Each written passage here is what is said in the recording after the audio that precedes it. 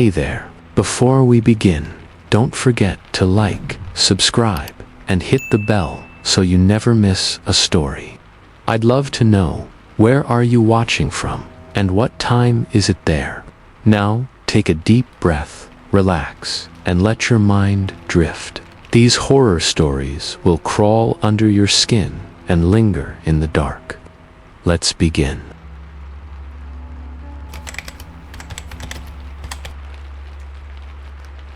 It was late October of 1993 when Park Ranger Diane Hawkins first reported something unusual from the South Rim. She had been working the night shift for nearly 4 years, and nothing ever rattled her. That changed the night she saw someone walk past the warning signs near the edge of Shoshone Point. Just as the sun had dropped and the canyon turned cold and colorless, the figure had no flashlight, no backpack, and wore what looked like an old-fashioned wool jacket. When she called out to warn them, they didn't respond.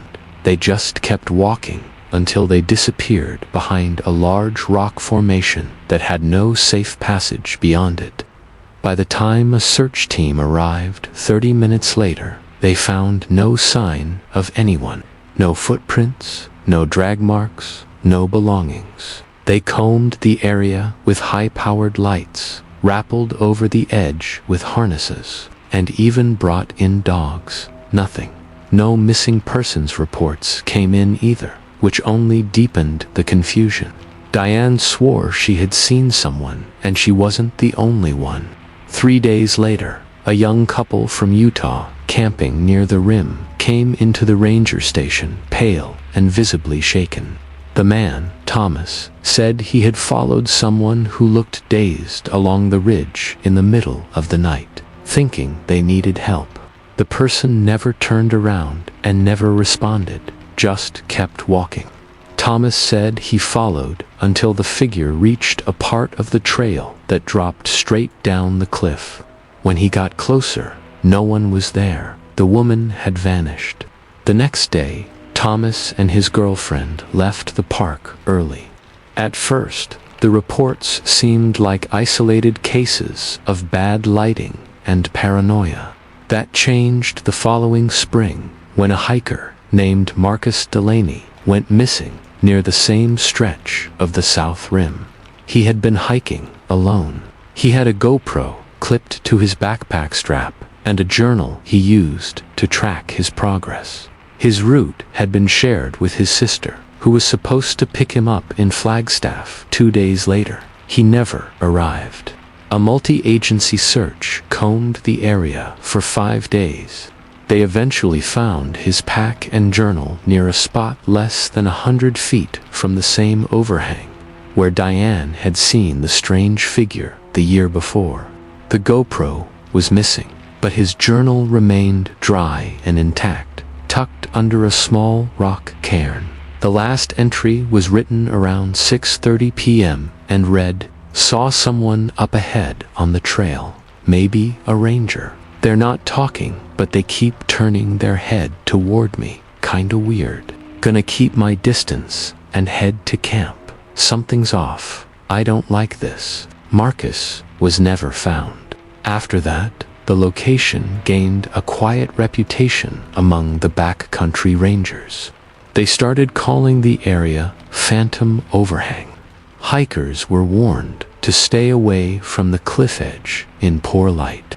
Though the National Park Service never publicly acknowledged the pattern, internal emails started circulating with accounts from staff, including one from a rescue climber who refused to return to that side of the rim after what he described as seeing someone step out onto nothing, like they were walking on air.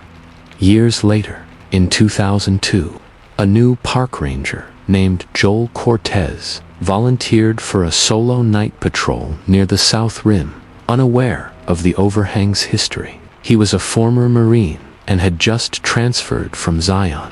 He didn't believe in ghost stories. Joel had a steady hand, a quiet demeanor, and a reputation for being level-headed even in emergency situations. That night, Just after 2 a.m., he radioed in an unusual report. "I've got a visual on someone near the rock formation.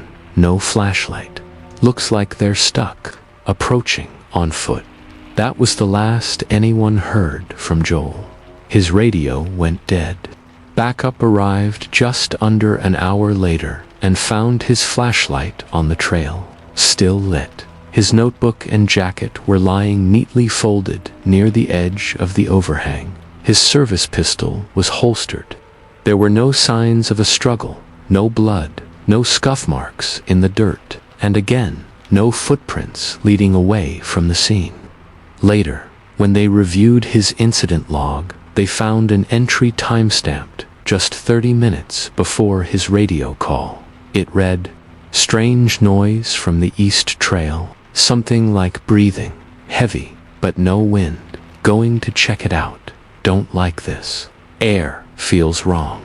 Joel's disappearance received minimal press coverage.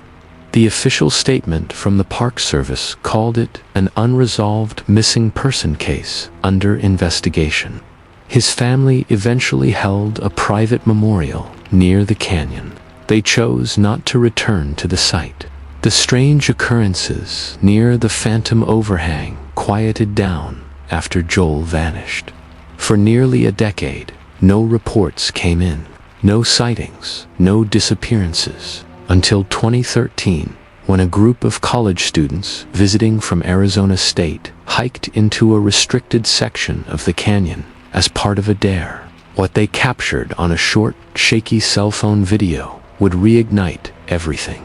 It was filmed at dusk, the last of the sun fading fast behind the canyon walls. 4 students could be heard talking, laughing, and arguing about who was brave enough to go beyond the warning signs. One of them, a tall guy in a red hoodie named Evan, walked ahead of the group.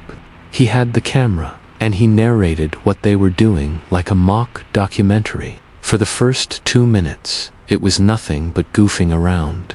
Then the mood shifted. Evan stopped abruptly and whispered something. The others quieted down, and someone asked if he saw an animal. The footage was shaky, the lens blurry in the dimming light. But when the camera finally focused, a human figure stood about 30 feet ahead on the trail. They weren't moving. They stood unnaturally still, almost too still, facing the canyon. One of the girls said, "Ask if they're okay." Evan called out. No response. The figure didn't turn or move. The other students started getting nervous. One of them said the figure looked wrong, like it was wearing something outdated. Then the person slowly raised their arm and pointed, not at them, but toward the cliff's edge. The group turned and ran. The video ended in a flurry of motion, heavy breathing, and muffled shouting. One of them dropped a flashlight. When they reached the trailhead, they flagged down a ranger, who later recovered the camera. The Park Service reviewed the footage and quietly archived it. None of the students were harmed, but none of them ever returned to the canyon. The phantom overhang remained unofficially off-limits.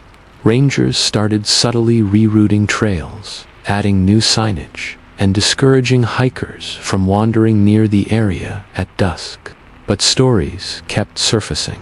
A seasonal worker in 2016 claimed he saw someone walking along the lower ledge where no trail existed, and when he tried to warn them, the figure vanished mid-step.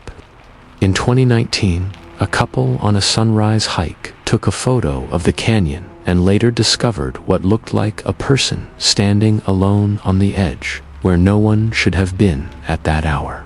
What troubled investigators most, though, was a case from 2021. An experienced backpacker named Holly Weems had been hiking solo for 4 days along the rim and was known to be meticulous with her plans. She carried GPS, checked in with a ranger station, and updated her blog regularly. She had no history of mental illness, no reason to stray from her route. Her last blog post read, feeling weird near the overhang today, like someone's been ahead of me, just out of view.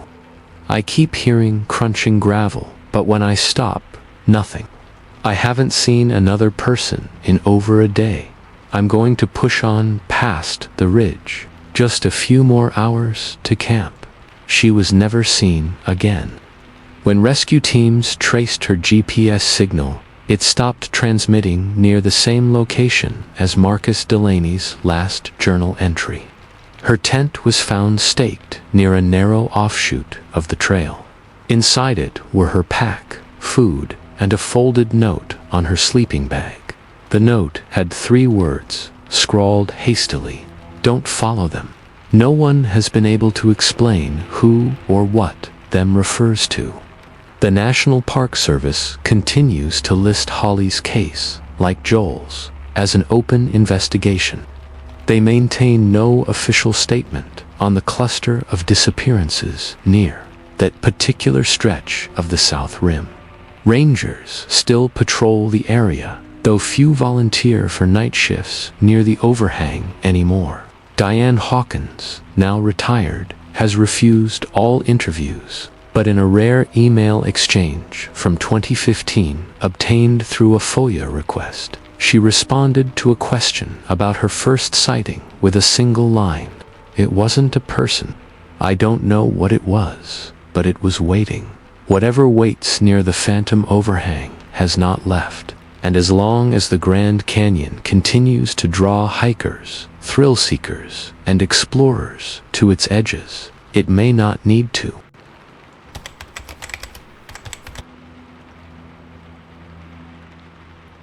Story 2. In the summer of 1981, the Grand Canyon was teeming with visitors. Tour buses lined up at the South Rim, families gathered for photo ops, and hikers moved like ants along the more popular trails. But farther below, where the sun baked the rock and the air grew thin and dry, fewer ventured. Phantom Ranch, nestled at the bottom of the canyon near Bright Angel Creek, was a quiet reprieve for those who made the descent. It was there that something unusual started happening to a group of rafters who had booked a guided Colorado River expedition. The group was made up of 8 people, mostly tourists in their 30s and 40s, led by an experienced guide named Robert Kendall.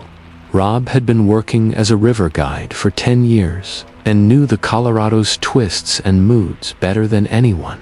The trip was supposed to last 10 days, a loop from Lee's Ferry down to Diamond Creek. It started off normally, with calm weather, easy water, and a tight-knit group. By day 4, they had reached the Blacktail Canyon area, a narrow, dramatic slot carved out over millions of years. It was a favorite rest stop, known for its natural amphitheater effect. Sound echoed off the walls, bouncing in unnatural ways. Rob often joked with guests that it was the canyon's way of speaking back to you. That night, around 2 a.m., one of the guests, Melanie, a school teacher from Oregon, woke up in her tent to what she thought were voices, not murmurs, but clear words. She described hearing her name whispered from just beyond the rocks. When she unzipped the flap and looked out, no one was there. All the tents were zipped shut. The fire had gone out. She didn't sleep the rest of the night. The next morning, she pulled Rob aside and told him what she heard. He was kind about it, but brushed it off as wind playing tricks. The canyon was famous for its echo effects and sudden gusts that bounced noise around. But Melanie wasn't convinced. Neither was Brian, another member of the group, who admitted he'd woken up several times in the night, feeling like something was pressing against the side of his tent. He said it felt like someone was crouching just outside, watching. Rob took it seriously enough to double-check their camp perimeter for animal tracks. He found nothing. By day 6, things got stranger. At a bend near Granite Rapids, they pulled off to rest. Melanie stayed back to sketch the canyon walls. She liked the solitude and wasn't afraid to be alone for a while. But when the others returned, about 30 minutes later, they found her sitting frozen on a rock, white as chalk, staring at the river. It took several minutes to get her to speak. When she finally did, her voice was flat. "I saw someone in the water," she said. "But they weren't swimming. They were just standing there, under the surface, staring up." Rob inspected the area, but found no one. The water there was deep and fast. It wasn't a place where anyone could stand. He suggested it might have been a log or trick of the light, but she shook her head. "No," she said. "They were standing like they were on the ground, looking right at me, and their eyes." She didn't finish the sentence. That night, Brian disappeared. He had gone to relieve himself in the brush and never came back. Rob searched for an hour before waking the others and launching a coordinated search with headlamps. They scoured the nearby trails, the shoreline, and the river's edge.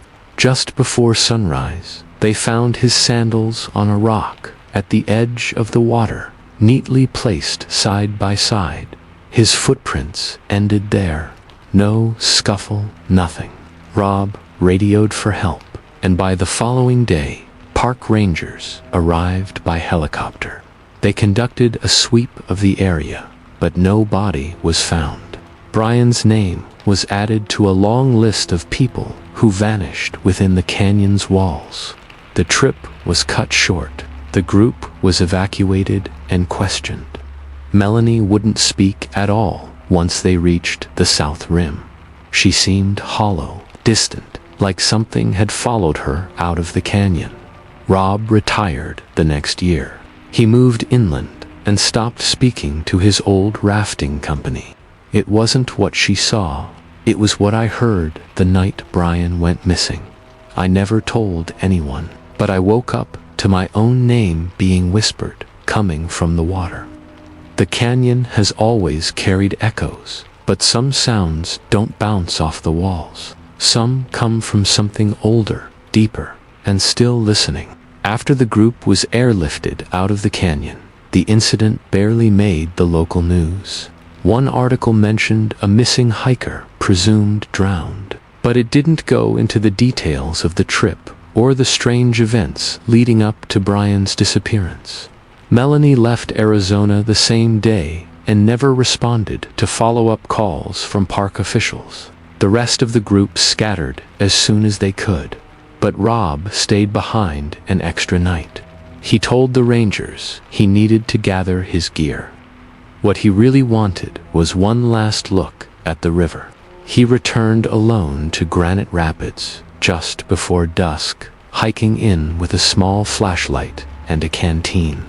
He sat on the same rock where Brian's sandals had been found.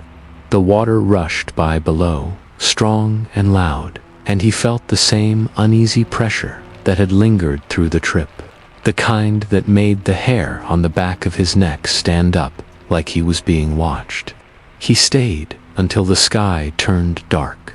That's when he heard it again. His name, whispered, not from the brush behind him or echoing across the canyon walls, but from the river itself, faint at first, then clearer, like it was rising from beneath the surface. He stood and backed away, shining his light toward the water, but nothing broke the surface. There were no ripples, no shapes, just black water sliding past in silence. He called out, demanding to know who was there. His voice sounded ridiculous in the vast emptiness. Then he saw something move. Near the eddy downstream, a figure surfaced, not like someone swimming or climbing out. It simply rose, slow and deliberate, until its head and shoulders were visible. It didn't splash, it didn't breathe, it just hovered, water cascading down its slick form. Rob stared, frozen, until the light from his headlamp caught its face, or where its face should have been. It wasn't human.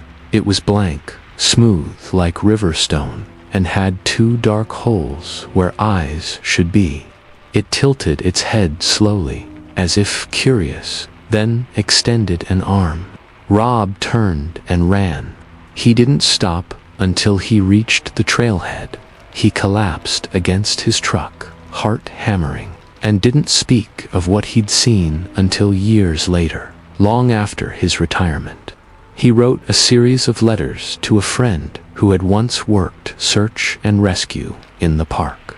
In them, he described what he now believed, that something ancient, something forgotten, was buried in the canyon's deepest shadows, something not meant to be understood. His friend dismissed it as trauma and exhaustion. But Rob wasn't alone. Over the years, similar reports surfaced from rafters, solo hikers, and night campers near the same section of river. People heard voices whispering their names. Some saw figures in the water, standing motionless beneath the current. Others returned home, changed, quiet, withdrawn, with dark dreams that never left them. He claimed he encountered a man sitting naked on a rock near Blacktail Canyon, staring at the water. When approached, the man turned slowly and said, "It's full of voices down there. They all want out." He vanished the next day.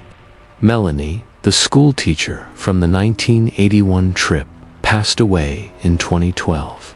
In her final weeks, she began sketching obsessively hundreds of drawings of the canyon, always from the same angle.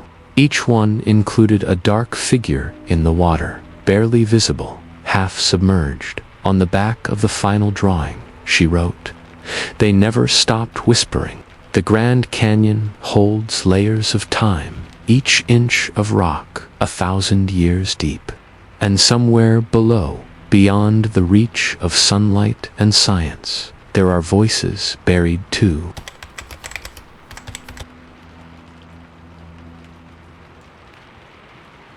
Story 3.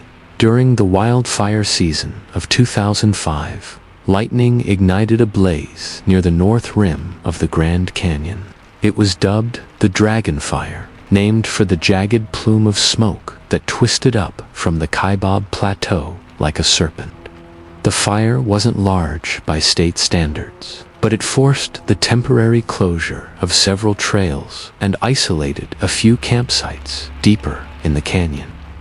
One of those belonged to a firefighter named Lucas Rivas. Lucas was part of a hotshot crew from southern Arizona. His team had been rotated out 2 days prior for rest, but Lucas volunteered to stay behind with a smaller monitoring unit, a group responsible for keeping watch in case the fire changed direction. He set up camp near Whidford's Point, a high overlook that gave him a clear view of the fire line. He was used to working solo, even in dangerous conditions. But that night, something changed in the fire's rhythm. Around 2 a.m., Lucas was woken by the smell of wood that hadn't been touched by flame. It was sweeter, almost chemical, like burning sage and tar. He stepped out of his tent, expecting a wind shift. The air was still. The fire was several miles away, yet a line of smoke curled across the treetops ahead of him, low and concentrated, moving as if pulled by something unseen. He followed it. Just 100 yards from his camp, the smoke thickened unnaturally. It hugged the ground instead of rising. Through it, Lucas spotted a dark silhouette. Someone was standing in the middle of the trail. The figure didn't move or speak. Lucas called out, assuming it was another firefighter, maybe a scout who had gotten lost, but no one answered. The figure remained perfectly still, shrouded in the swirling mist. He approached, cautiously. As he got closer, he realized the man wasn't wearing firefighting gear. His clothes were wrong, black slacks and a collared shirt, old-fashioned, covered in soot. His face was streaked with ash, his eyes sunken, hollow. Lucas stopped, about 10 feet away. The air felt heavy, like he was underwater. The figure slowly raised one arm and pointed behind Lucas, toward the canyon. Lucas turned instinctively to look, but there was nothing. When he turned back, the figure was gone. Not vanished with a sound, not faded into the brush, just gone, like smoke in a gust of wind. He returned to camp, shaken, but forced himself to write it off as exhaustion. Long hours, dehydration, nerves. But the next morning, he found footprints in the ash near where the figure had stood. Not boot prints, bare feet, wide-set toes, and long, sunken arches that disappeared into the brush beyond the trail. Lucas radioed the nearest station and requested a personnel check. No one was unaccounted for. No one had reported any civilians in the area. He didn't mention the figure, but he didn't sleep again that night either. The following evening, he hiked up a nearby ridge to check on the fire's progress. The view was clear. The blaze had died down overnight, slowed by a natural rock barrier. Relieved, he turned back toward his camp, only to see smoke rising from the exact spot where his tent should have been. He ran. By the time he reached the clearing, the tent was intact, untouched, but the smoke was still there, curling from the ground in a slow spiral, as if something had recently been smothered. He circled the tent and found nothing. No embers, no heat, no fire damage, just the smell, burnt cloth and hair. Lucas reported the incident and was extracted the next morning under the pretense of smoke inhalation. The truth was, he refused to stay another night. He left the North Rim and never volunteered again. But that wasn't the end. A few months after his return, Lucas started researching the area out of curiosity. What he found disturbed him. In 1936, a small group of conservation workers had died during a fire near the same ridge where he'd camped. The fire was thought to be minor until a shift in wind caught their position off guard.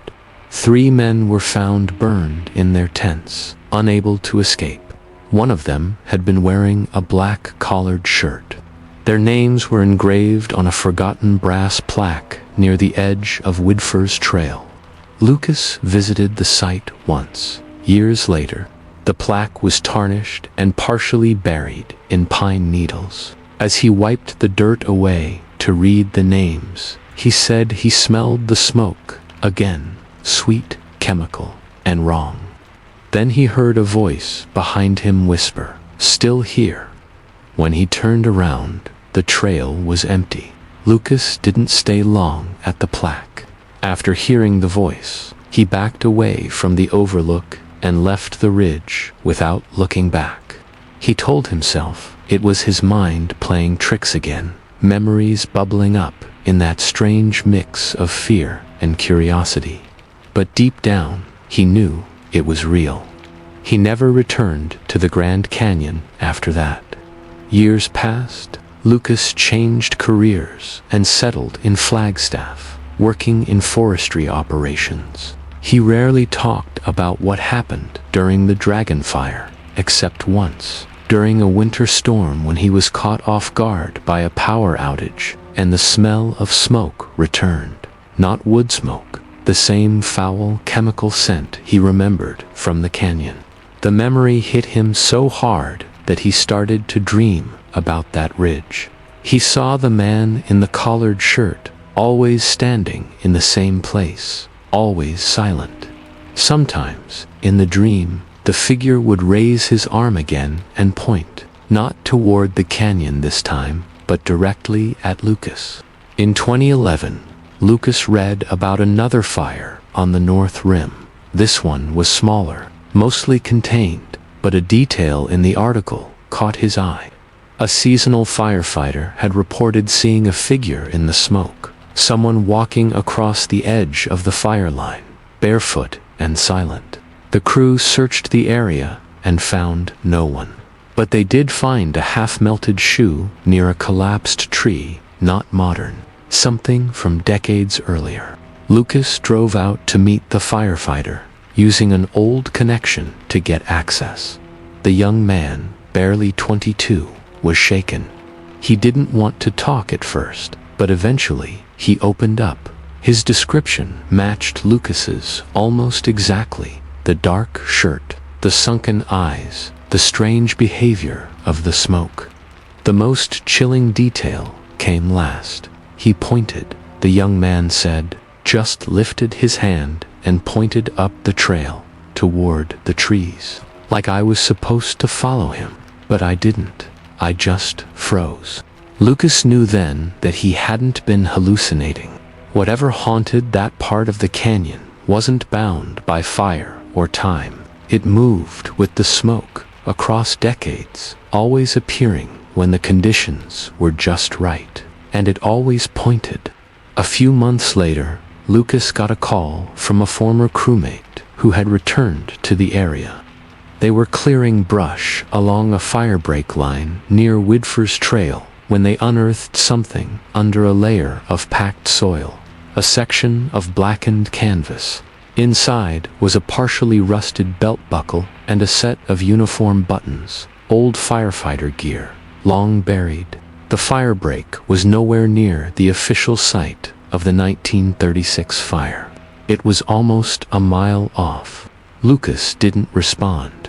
He didn't return the call, and when the man sent pictures of the buttons, Lucas deleted them without opening the file. He understood now. The man in the smoke wasn't just a lost spirit. He was searching, reaching out from the past to pull others into his story, his final moments. He wanted people to follow, to step into the smoke and vanish the same way he had. One more ember in an unending fire. Not long before Lucas passed away from heart failure in 2017. He told a neighbor that he sometimes heard footsteps on his roof during stormy nights. The wind would pick up, and the house would smell faintly like burning sage and scorched fabric.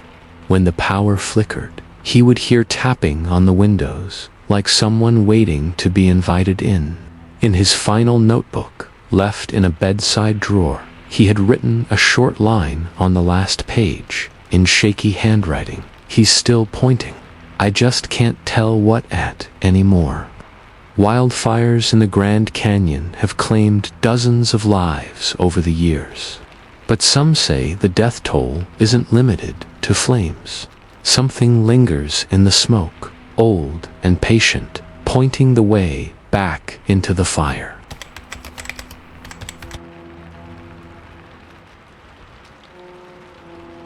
Story 4. In October of 1993, a geology student named Wade Fisher disappeared in the Grand Canyon without a trace. He had been conducting solo research on sediment layers along the lower Colorado River, gathering soil and rock samples for his master's thesis at the University of Utah. Wade had experience with fieldwork and had completed multiple backcountry trips, but something about this one was different. His last known location was an unmarked shelf near the mouth of 75 Mile Creek, a narrow slot canyon that spills out near the river. He had a permit for 6 days and was supposed to check in via satellite radio halfway through the trip. He never did. When rangers hiked in to find him, they located his tent about 50 yards from the riverbank. His gear was neatly packed, and his camp stove had been used recently. There was no sign of a struggle. His notebook was open on a flat rock near the tent, and the last thing he had written was a single line. I found something strange in the walls. After that, the entries stopped. Search and rescue teams combed the area for 10 days. Helicopters, dogs, thermal imaging. Nothing turned up. No footprints beyond the campsite. No signs of a fall. It was as if Wade had walked into the canyon wall and vanished. Eventually, the search was called off. But the story didn't end there. In the spring of the following year, A park volunteer named Dennis Clive was hiking a maintenance route in the same area when he came across something unusual. A flat slab of rock with shallow carvings, weathered but clearly man-made. Symbols, not letters. Circular patterns, crossed lines. A shape that resembled an open eye. Dennis took photos and flagged the area, believing he had found old indigenous petroglyphs. But when he reported it, no tribal record matched the markings. A Hopi elder, brought in to review them, said they were not meant for us to find, and refused to return to the site. Dennis didn't press the issue, but he told his wife he felt watched the entire time he was in that canyon. He never volunteered again. Over the next 2 decades, that same section of the canyon saw a disturbing number of incidents. Hikers claimed to hear whispers echoing from inside the rocks. Some said they saw people watching from the cliffs above, only for the figures to vanish when approached. One man, a raft guide named Travis Lee, reported finding his boots turned around backward outside his tent, though no one else was camped nearby. He left the canyon that same day. Despite the stories, no connection was ever made between these events and Wade Fisher's disappearance. That is, until 2015. A retired botanist named Carol Dunford was hiking a narrow trail off 75 Mile Creek when she slipped on loose gravel and tumbled into a shallow gulch. She wasn't seriously injured, but was pinned for several hours. To distract herself, she studied the canyon walls around her. That's when she noticed something carved into the base of the rock near her face. It was a name, Fisher, scratched faintly into the stone in all caps, surrounded by a ring of circular carvings. She photographed it and showed it to rangers after she was extracted. The carving had clearly been there for years. A geologist later estimated the weathering suggested it could have dated back to the early 90s. Wade's family was notified. His sister, who had always believed he was still alive, visited the spot in person. She brought one of Wade's journals with her, and she confirmed the carving style and the way he etched letters matched his handwriting. It gave her some closure, but it also raised more questions. What had he found? Why had he carved his own name into the rock? And why were there no footprints or signs of movement near the site? In 2018, a documentary filmmaker named Greg Hunt tried to answer those questions. He obtained permission to camp alone at the same location where Wade had disappeared. Greg was known for pushing boundaries. He liked solo work and had a reputation for being fearless. He brought high-end cameras, thermal scopes, and enough gear to last 5 days. On day 3, he went silent. A ranger hiked to his location the following afternoon and found his camp still intact. His cameras were off, but his tent was zipped. Inside was his gear, a recorder, and a stack of SD cards. But Greg was gone. His last recorded audio was recovered from a small field mic he had clipped to his jacket. The final 30 seconds chilled everyone who heard it. There's a rustling noise, then footsteps, then Greg's voice, calm but confused. Hello, hey, what are you doing out here? A pause. Then Greg again. You're not supposed to be here. Another pause. And then, just before the recording cuts off, Greg says, "Oh God, that's not." Silence. The SD card was time-stamped to the exact time his tracker stopped moving.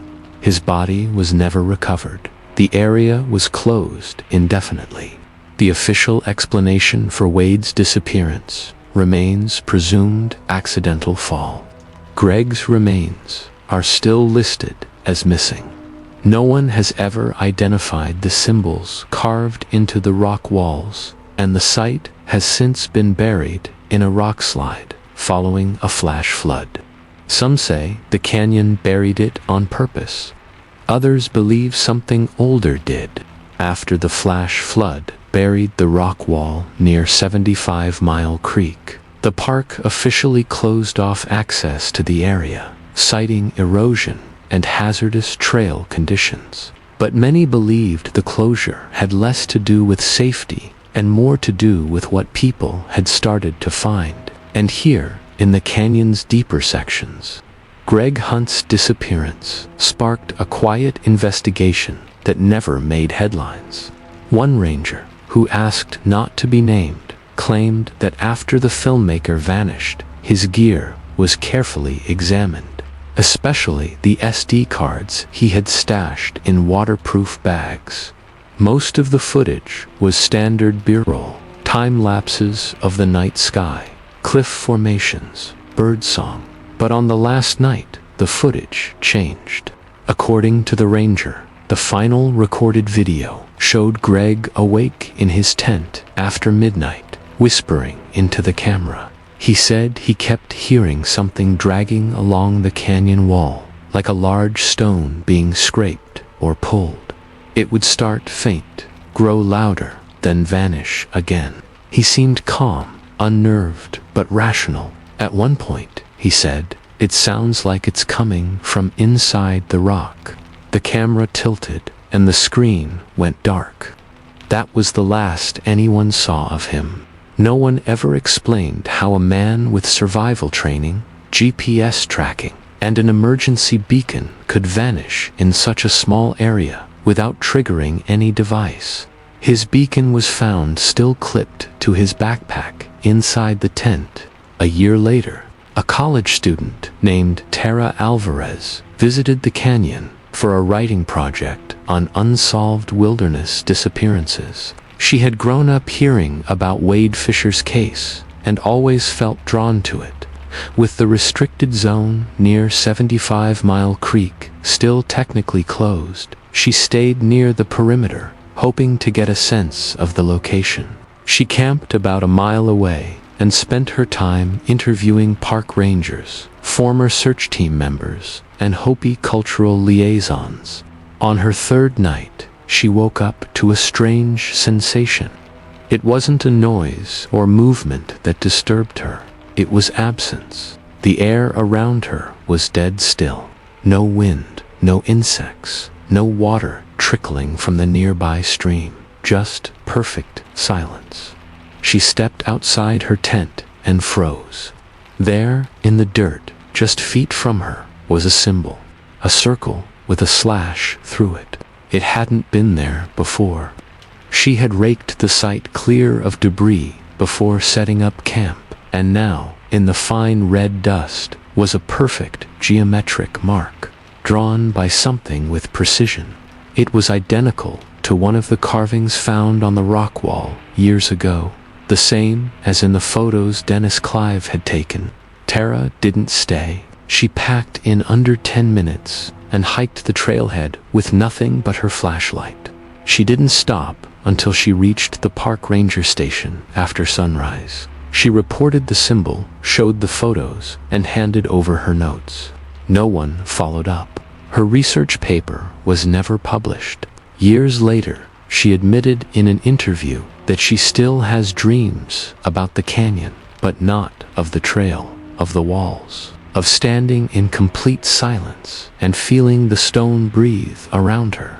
In one recurring dream, she sees a man trapped inside the rock, arms stretched behind translucent stone, mouthing her name. She never went back. Some believe the carvings and disappearances point to something ancient buried beneath that part of the canyon, something not meant to be disturbed. Tribal elders who were consulted during earlier surveys warned that certain regions of the canyon were taboo, not out of superstition, but out of respect. They believed that some places remember those who trespass, and if those places open again, they don't always close behind you. No evidence has ever been found of where Wade Fisher went.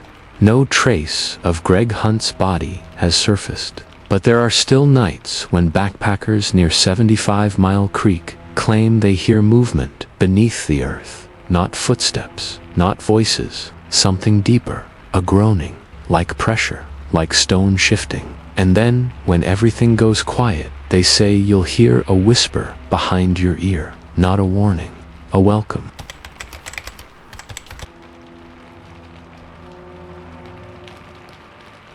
Story 5.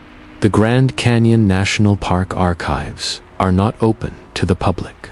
Nestled in a small, temperature-controlled facility behind the South Rim Visitor Center. The vault holds thousands of historical photographs, ranger logs, expedition records, and maintenance files dating back to the early 1900s. Most people don't know it's there. In 2002, Ellie Hardison, a newly hired seasonal archivist, was assigned to help digitize handwritten ranger reports from the 1930s through the 1970s. It was tedious work, but Ellie enjoyed the quiet and the solitude of the climate-sealed room. The vault had no windows, only one reinforced steel door and harsh white lighting that never flickered. During her third week on the job, Ellie began scanning a box labeled Backcountry Logs, 1956 to 1964. It contained incident reports from ranger patrols, missing persons, and weather notes. But one folder near the bottom stood out. It was unmarked and slightly warped, as if it had gotten damp at some point. Inside were 5 pages of typewritten notes clipped together, with no date, signature, or file number.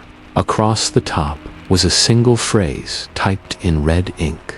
Do not file. Destroy after reading. She hesitated, then read on. The first page was a report describing an unmarked cave system discovered by a solo ranger during a supply run near a remote trail west of Hermit's Rest. The cave entrance had been partially hidden by a rock slide, but the ranger had crawled inside after noticing a change in airflow, cold, unusually strong for the season. Inside, he reported finding a passage that sloped sharply downward and extended far beyond what he could explore without gear. He described strange formations in the rock, not natural, smooth curves, deep, uniform grooves, like old tools had been used. Then the report mentioned something stranger. On his way back out, the ranger claimed he began to hear what he described as breathing, not his own. Slow, drawn-out, steady inhalations and exhalations that seemed to vibrate through the rock. He chalked it up to echoes or wind until he said he felt the air change direction. The breeze turned warm, foul-smelling, and made him nauseous. He left the cave immediately. The second page was written by a different hand. It stated that the cave entrance had been sealed with explosives within a week of discovery. The exact location was redacted, lines blacked out so thoroughly they had burned through the paper in some places. The report claimed unacceptable acoustic anomalies had been detected during the brief time the cave remained open. It also stated that several members of the sealing crew began experiencing sleepwalking episodes and auditory hallucinations within days of the operation. One of them disappeared the following month. Ellie flipped through the remaining pages, which were harder to read. Several had been redacted or marked with stamps from a now-defunct department known as Interior Geological Oversight, a group she had never heard of. The final page was a handwritten note, scratched in thick, uneven letters, penned in pencil on the back of an old trail survey map. It read, "The walls are not stone, they listen." Ellie was deeply unsettled. She photocopied the documents, intending to show her supervisor. But when she returned to the vault the next morning, the original folder was gone, not misfiled. The entire box had been removed. She asked her manager, who checked the inventory records and insisted no such folder had ever existed. Ellie handed over the copies she made. They never returned them. She was let go from her seasonal position 2 weeks later. No explanation, no severance, just a warning not to share sensitive park materials. 10 years passed. Ellie kept quiet. Then, in 2012, she was contacted by a retired ranger named Charles Danvers, who had worked in the park from 1970 to 1988. He told her he had read a redacted summary of her report, and he had seen the cave she was referring to. His team had tried to reopen the site in the late 70s for geological study. Within 48 hours, the project had been shut down. No reason given. He was transferred to another region of the park. Before they sealed it again, he said, they lowered a mic into the shaft, and they heard something. Not an animal, not wind, a sound no one could explain. He said it reminded him of a low human hum, deep and pulsing, like the bass note of a song no one wanted to remember. The sound was rhythmic, but just slightly off, like it was trying to mimic something human, but never quite getting it right. Charles admitted that 2 men on his team left the Park Service afterward. Both were diagnosed with severe auditory hallucinations and recurring nightmares. One eventually took his own life. Ellie asked him if he had any proof. He sent her a cassette tape. It arrived in a padded envelope with no return address. The label read, Base Layer Recordings, 1977. The tape contained static for several minutes. Then came the hum, deep, repetitive, growing louder. Just before it cut off, there was another sound beneath it, something like a voice, not speaking, moaning. Ellie kept the tape locked in a safety deposit box for over a year. In 2013, her apartment in Phoenix was broken into. Nothing was stolen. Her laptop, hard drives, and safe were untouched. But someone had gone through her desk. She knew because they left a single page from the original report face up on her kitchen table. The page that said the walls were listening. She moved out of Arizona the next day. She hasn't spoken publicly since. After receiving the cassette tape from Charles Danvers, Ellie became obsessed. She played it repeatedly, even though the low hum grated on her nerves and seemed to seep into her dreams. The strange voice beneath the static was unlike anything she'd ever heard. It was not language, not music, but a series of moans, breaths, and subtle tonal shifts that sounded both ancient and alive. The tape felt like a key to something buried deep beneath the Grand Canyon's stone walls. She tried to share it with scientists and audio experts, but most dismissed it as a combination of natural acoustics and recording artifacts. Others refused to listen, their unease palpable. Ellie started to receive cryptic emails from anonymous addresses warning her to stop digging. They hinted that some knowledge was better left buried. Determined, she sought out geologists who specialized in the canyon's geology. One expert, Dr. Alan Prescott, reluctantly agreed to accompany her to the approximate site Charles had described. They hiked into a remote region west of Hermit's Rest, avoiding official trails. The terrain was rough, full of jagged sandstone cliffs and loose scree slopes. Prescott carried sophisticated equipment, a geophone, seismic sensors, and a portable audio recorder. When they reached the sealed cave entrance, it was nearly invisible beneath decades of dirt, shrubs, and fallen rocks. A few small fractures in the stone suggested it might be possible to pry open a narrow crevice. Using crowbars and rock hammers, they cleared enough debris to insert a mic into the cavity.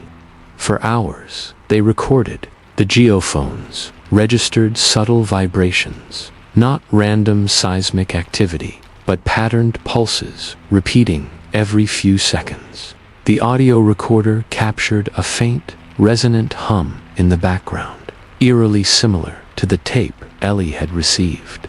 Dr. Prescott theorized the cave might act as a natural acoustic chamber, amplifying underground air currents and possibly seismic resonances caused by fault lines. Yet even he admitted it felt unnatural. The hum was too steady, too purposeful. On their final day, as dusk fell, Ellie climbed deeper into a narrow crevice branching off from the main chamber. She felt an intense chill, far colder than the outside air, as if the stone itself was sucking heat away. Her flashlight flickered in the dampness. Shadows danced on the walls, shapes that seemed to shift and stretch. Suddenly, a low rumble echoed through the chamber. Not an earthquake, but a vibration, something alive, awakening. Ellie froze. A whisper reached her ears, not in words, but in feeling, a profound sense of being watched. She called out to Prescott, but her voice barely carried. In the silence, the hum intensified. The air grew thick and heavy, like breathing underwater. Ellie's skin prickled, as though invisible hands grazed her arms. Then the light went out. For a terrifying moment, she was enveloped in complete darkness. When the flashlight flickered back on, Prescott was gone. Panic surged through Ellie as she scrambled back toward the entrance, calling his name. No reply, only the low, pulsating hum filled the cave. She stumbled blindly, desperate to escape. Outside, Prescott's radio crackled weakly. "Ellie, get out. I'm trapped. Don't come in." His voice faded. By the time rescue teams arrived 2 days later, Ellie was alone at the entrance, disoriented and unable to explain what had happened inside. Prescott was never found. The cave was resealed, buried beneath a new rockslide triggered by controlled demolition. The government issued a vague statement about geological instability and closed off the area indefinitely.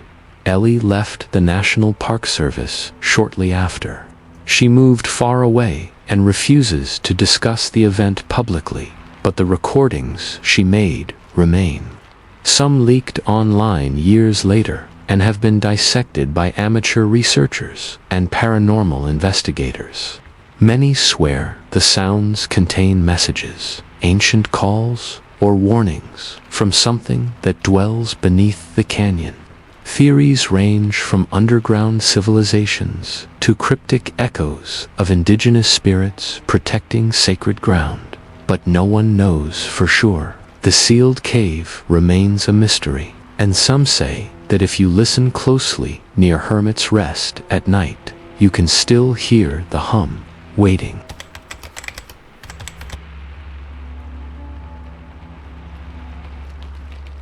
Story 6. The Grand Canyon is a place of vast beauty, with winding trails and steep cliffs that challenge even the most experienced hikers. But it's also a place where countless people have gone missing, many never to be found. Among these tales is the story of the Phantom Guide, a mysterious figure said to appear to lost hikers, only to lead them deeper into danger. In 1987, a group of 4 college friends from Flagstaff decided to take a late spring break trip into the canyon. They were experienced hikers, confident in their skills, equipped with maps, compasses, and radios. The plan was to descend Bright Angel Trail, camp overnight near the river, and climb back out the next day via the South Kebab Trail. It was meant to be a challenging but routine adventure. On the first day, everything went smoothly. The group made good time down the trail, marveling at the colors and textures of the canyon walls. As the sun shifted across the sky, They reached the river by late afternoon, set up camp, and spent the evening sharing stories and laughter. Their radios picked up faint signals from the rim, and everyone felt safe. But that night, one of the friends, Mark, woke suddenly. He said he had seen a figure standing at the edge of the campfire's light, tall, wearing a weathered hat and a long coat that seemed out of place. The figure's face was obscured in shadow. Mark blinked, and the figure was gone. The next morning, Mark told the others, but they laughed it off as a trick of the light or a dream. Later, as they packed their gear to return, they realized something was wrong. Their map was missing. Only one map, the one for the South Kebab Trail, their exit route. It had vanished from their backpacks. Not misplaced or torn, but completely gone. They searched thoroughly, but the map was nowhere to be found. Radios were acting strangely, crackling and fading. The weather was unusually still, almost too quiet. They decided to proceed anyway, using their compass and memory of the terrain. After all, the trail was well marked. But as they climbed, the canyon seemed to shift around them. The familiar landmarks did not match their recollections. Paths forked unexpectedly. Shadows lengthened unnaturally. At one point, the group spotted the same figure Mark had described the night before, standing just off the trail, watching silently. When they called out, it vanished before their eyes. Panic began to settle in. Tensions rose as hours passed, and the group felt increasingly lost. Radios failed completely. Temperatures dropped rapidly, despite the sun shining overhead. Night was approaching fast. With no map and no clear direction, the friends debated their options. Some urged retracing their steps. Others insisted on continuing upward. That's when the figure reappeared. This time, closer. It beckoned silently with a raised hand. One by one, the friends hesitated, torn between fear and desperation. Mark stepped forward. "I don't know who you are, but if you can help us get out of here, I'm willing to trust you." The figure nodded slowly and began walking toward a narrow crevice between two rocks, disappearing inside. Mark looked back at his friends, who were frozen in place. Reluctantly, they followed. The passage was tight and dark. The air smelled damp and musty. After several minutes, they emerged into a hidden canyon chamber, illuminated by a faint glow from bioluminescent moss on the walls. The figure stopped and turned. "I can guide you," it said in a low, gravelly voice. "But once you enter, there is no turning back." The group exchanged uneasy glances. The figure began to lead them through a maze of twisting passages, deeper underground than any had expected. Echoes of dripping water and distant, unidentifiable sounds filled the air. Hours passed. Their supplies dwindled. The trail grew steeper and more dangerous. At times, the figure would pause, listen, then adjust the route. Mark realized that the figure seemed to know the canyon intimately, moving without hesitation. But as the journey wore on, the group noticed something strange. The figure's feet never left a mark. No dust disturbed, no footprints in the dirt, just silence, and the ever-present feeling that the walls were watching. One friend, Sarah, whispered that she felt cold fingers brush her neck. Another, Tom, swore he heard faint whispers calling his name. The figure warned them not to speak of the voices. "Listen carefully, or you will be lost." At dawn, the group finally emerged into the open canyon, but it was not the south rim. Instead, they found themselves on a narrow ledge overlooking a vast, unfamiliar chasm. The sun was rising behind jagged peaks unknown to any official maps. The figure turned toward them one last time. Your journey is not over. The canyon air was crisp as the pale light of dawn crept over the jagged cliffs surrounding the narrow ledge. The friends stared out in stunned silence at the immense chasm stretching before them. It was unlike any part of the Grand Canyon they had ever seen or could have expected. The rock formations were unfamiliar, sharp spires and dark crevices framed by twisted pines clinging precariously to the cliff edges. Their guide stood motionless, the long coat catching the first rays of light and glinting oddly, as if woven from shadows rather than fabric. His face remained obscured beneath the brim of the weathered hat. The only sound was the whispering wind threading through the canyon's depths. Mark swallowed hard and broke the silence. Where are we? The figure's voice was low, almost mournful. A place between worlds. The canyon does not end where you believe. It continues beyond the maps and laws of men. Sarah stepped forward, voice trembling. Why did you lead us here? We just want to get out safely. The figure raised a gloved hand and gestured toward a faint trail winding down the cliff face. Because you cannot leave until you understand. Understand what? Tom asked, eyes darting nervously. Before the guide could respond, a strange humming filled the air.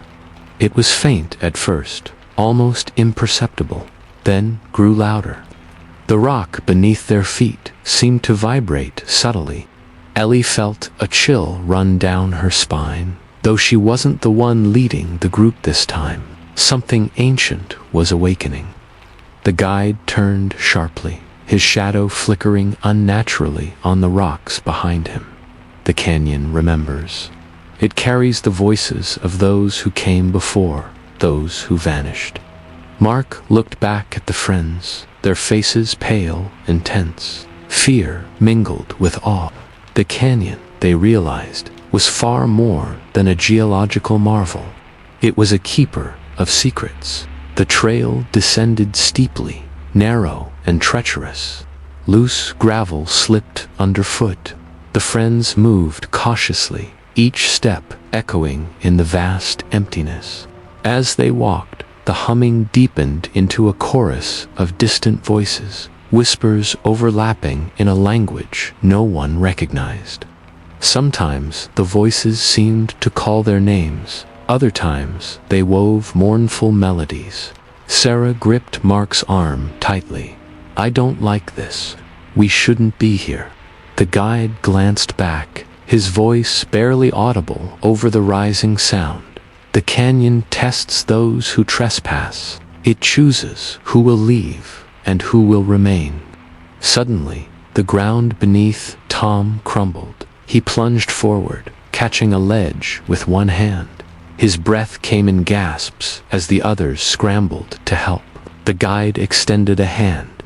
Not yet, he said quietly. He must decide. Tom pulled himself up, shaken but unharmed. The friends exchanged nervous looks, realizing the canyon's grip was tightening. Hours passed as the group navigated labyrinthine passages, caves adorned with ancient petroglyphs that seemed to writhe in the flickering light. The air grew heavy, thick with dust and the scent of earth and something older, something indescribable. At one point, Mark heard a soft voice whispering from the darkness, promising escape, safety, but only if he followed alone. He resisted, clutching the guide's coat. You are stronger than the canyon's lies, the guide said. Hold fast. By nightfall, exhaustion weighed heavily on the group. They camped in a cavern, illuminated by glowing minerals embedded in the rock. Sleep was uneasy, filled with dreams of endless falls and shadowy figures beckoning from the edges of sight. When dawn broke again, the guide led them to a narrow tunnel ending in a stone arch etched with symbols matching the petroglyphs. "This is the threshold," he said. "Crossing it will bring you closer to the rim, but not without sacrifice." The friends hesitated. None knew what the guide meant, but each felt the truth in his words.